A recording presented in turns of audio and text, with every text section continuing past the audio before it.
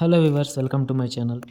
ఈరోజైతే మనం PM care fund గురించి డిస్కస్ చేద్దాం. అందులో ఎంత అమౌంట్ ఉంది, ఎక్కడి నుంచి వచ్చింది, అసలు ఎందుకు ఇది పెట్టారు, ఎప్పుడు పెట్టారు అనే దాని గురించి మనం డీటెయిల్గా తెలుసుకుందాం.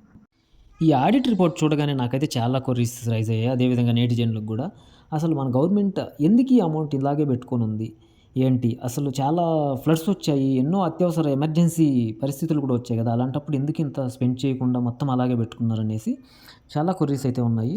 సో మనం టాపిక్లోకి అయితే వెళ్ళిపోదాం. ఈ కోవిడ్ ఫండ్ని 28 మార్చ్ 2020 కోవిడ్ సమయంలో ఎమర్జెన్సీ ఫండ్గా అయితే స్టార్ట్ చేశారు. ఇప్పుడు రీసెంట్గా ఆగస్ట్ 18, 2026 మనకైతే ఆడిట్ రిపోర్ట్ అయితే రిలీజ్ చేశారు. ఆడిట్ రిపోర్ట్ ప్రకారం 8,450 crores ఉన్నాయి. అది ఏం చేశారు, ఎక్కడ ఉన్నాయనేది మనం తెలుసుకుందాం ఇప్పుడు. అందులో 7,847 crores ఫిక్స్డ్ డిపాజిట్లో పెట్టారు. 605 crores వచ్చి సేవింగ్స్ బ్యాంక్ అకౌంట్లో ఉన్నాయి. 24-25లో డొనేషన్స్ ద్వారా 479 crores వచ్చాయి. గుడ్. అదేవిధంగా ఇంట్రెస్ట్ ద్వారా 475 crores వచ్చాయి. Very good. ఇంప్లిమెంటేషన్ ఏజెన్సీస్ నుంచి 324.66 crores వచ్చాయి. కానీ అదే ఫినాన్షియల్ ఇయర్లో ఎక్స్పెన్సెస్ చూసుకుంటే 87.85 lakhs మాత్రమే స్పెండ్ చేశారు. అంటే రిమైనింగ్ అమౌంట్ అంతా ఎందుకు స్పెండ్ చేయలేదు అంటే ఆ ఫినాన్షియల్ ఇయర్లో ఎటువంటి ఫ్లడ్స్, ఎటువంటి ఎమర్జెన్సీ సిచ్యువేషన్స్ రాలేదా అనేసి చాలామందికి అయితే ఇలాంటి క్వశ్చన్స్ చాలానే ఉన్నాయి. సో ఈ వీడియో చూసిన తర్వాత మీరు ఏమనుకుంటున్నారో కమెంట్స్ చేయండి.